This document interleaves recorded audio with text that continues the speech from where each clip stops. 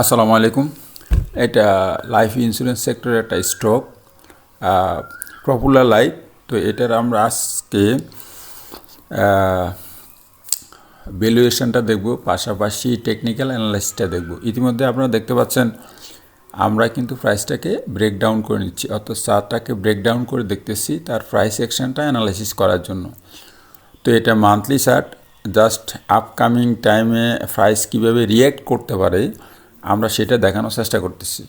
তো আমরা যদি এটা দেখি, এইখানে আমরা যদি দেখি, দেখেন এটা কিন্তু লাস্ট মান্থের ক্যান্ডেল, এটা কিন্তু লাস্ট মান্থের ক্যান্ডেল। তো এই ক্যান্ডেলে কিন্তু লোয়ার শ্যাডো কিন্তু বড়, এবং এতে বোঝা যায় বায়ারের ইন্টারেস্ট আছে।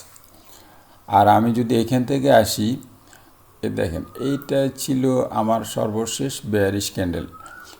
আর আমি যদি এটাকে স্পিনিং ধরে আর এই দুইটা ক্যান্ডেলকে ব্লেন্ডিং করি, অর্থাৎ নেক্সট টু ক্যান্ডেলকে যদি আমি ব্লেন্ডিং করি, তাহলে কিন্তু আমার এখানে কি আসতেছে, স্ট্রং মর্নিং স্টার হয়ে যাচ্ছে।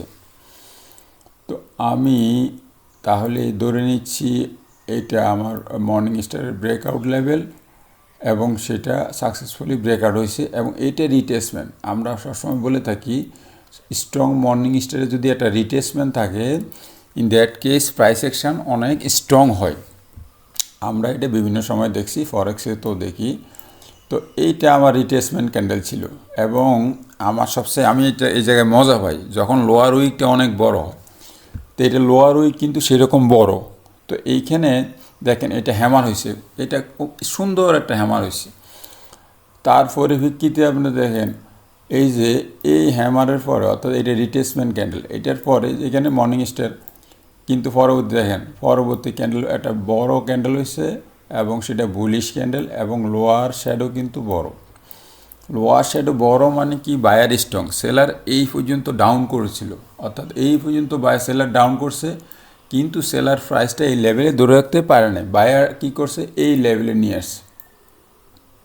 এটা ইন্টারেস্টিং। এটা আবার একটু দেখেন, এই যে রিটেসমেন্টের পরে এই ক্যান্ডেলের পরে সেলার কিন্তু এইখানে নিয়ে আসছে, অর্থাৎ সেলার এইখানে এনে সেলার ধরে রাখতে পারে না। সেলার কি, বায়ার কী করছে, এই লেভেলে নিয়ে আসছে, আর ওপেনিং ছিল এখানে। তাহলে দেখেন এই যে রিটেসমেন্টের পরে বায়ার একেবারে সাকসেসফুলি রেসপন্স করছে।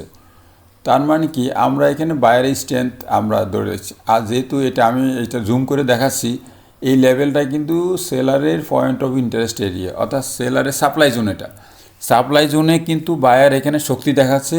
এবং দেখেন লাস্ট মান্থের ক্যান্ডেলটা কোথায় ক্লোজ হয়েছে, একেবারে সেলারের পয়েন্ট অফ ইন্টারেস্ট এরিয়ায়। তার মানে কি, সেলার এরিয়াতে বায়ার তার শক্তি দেখাচ্ছে। ইন দ্যাট কেস আমরা কিন্তু এইখানে একটা প্রাইস গ্যাপ পেতে পারি। এইটা আমার কাছে এটা ভালো মনে হয়েছে। তো আপনারা চাইলে দেখতে পারেন, বাট নিজ দায়িত্বে দেখতে হবে। এখানে কোনো আপনার ট্রেডের ড্রাইভার কিন্তু এই চ্যানেল কর্তৃপক্ষ নেবে না।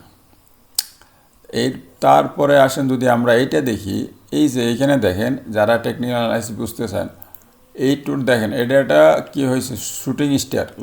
আপার উইকটা কত বড়, তার মানে কি স্ট্রং সেলার ছিল এখানে, স্ট্রং সেলার, এখানে স্ট্রং সেলার। তারপর দেখেন স্যার আইসা এই ক্যান্ডেল দেখেন, আবার এই যে বড় বুলি বিয়ারিশ ক্যান্ডেলটা, এই ক্যান্ডেলে এসে দেখেন লোয়ার শ্যাডো বড় হয়ে গেছে। এই লোয়ার শ্যাডো কোনটা, এটা বড় হয়ে গেছে। তার মানে কি, এইখানে বায়ার অ্যান্টি নিচ্ছে, এই জায়গায় বায়ার অ্যান্টি নিচ্ছে, নেওয়ার পরে দেখেন প্রাইসটা স্লো হয়ে গেছে, এই যে নিউট্রাল হয়ে গেছে। তার মানে কি, সেলার বায়ারের প্রেশার মোটামুটি নিউট্রাল হয়ে গেছে, যেটা এইখানে। তারপরে তো বুলি শুরু হয়েছে ট্রেন। আমরা যদি আরও পরে যাই, আমি জাস্ট লার্নিংয়ের জন্য ব্রেকডাউনটা করে দিচ্ছি। এই ব্লকে যাই, আমরা যদি এই ব্লকে যাই, এইটা দেখেন কী হয়েছে।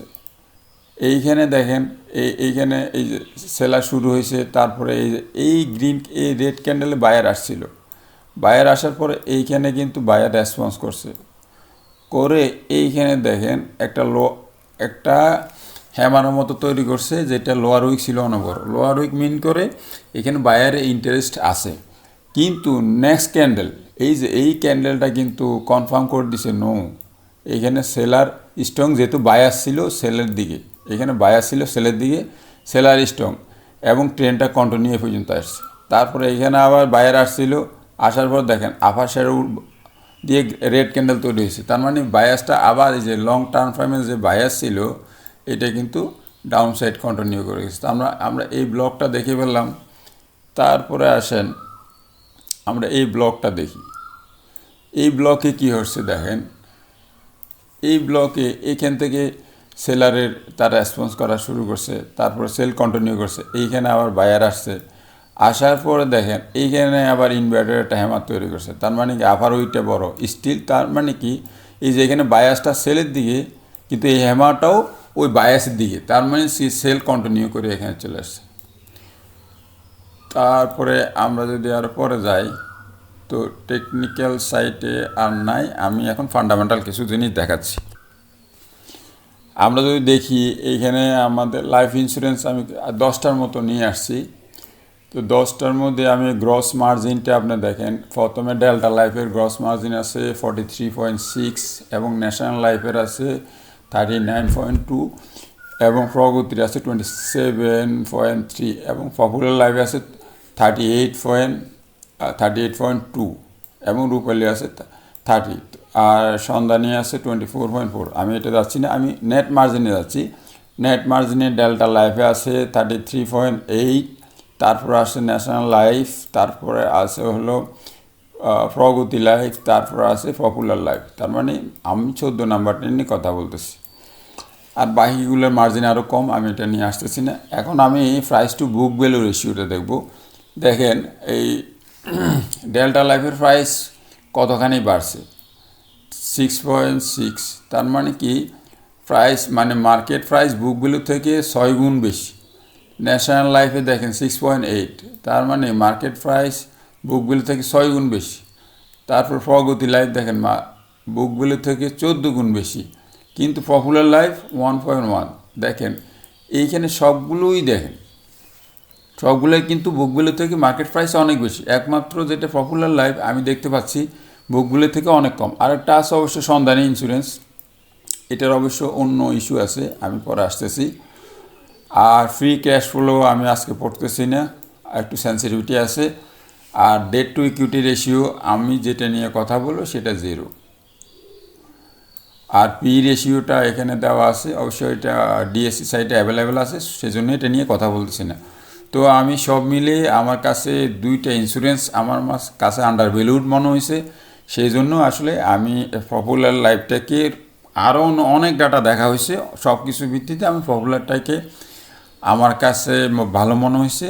তো আমি এটাকে তুলনামূলক ভালো মনে করতেছি, আপনারা চাইলে দেখতে পারেন, বাট এগুলো নিজ দায়িত্বে দেখতে হবে, অবশ্যই নিজ দায়িত্বে দেখতে হবে।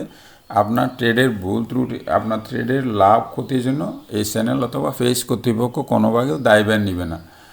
সবাই ভালো থাকবেন, আসসালামু আলাইকুম।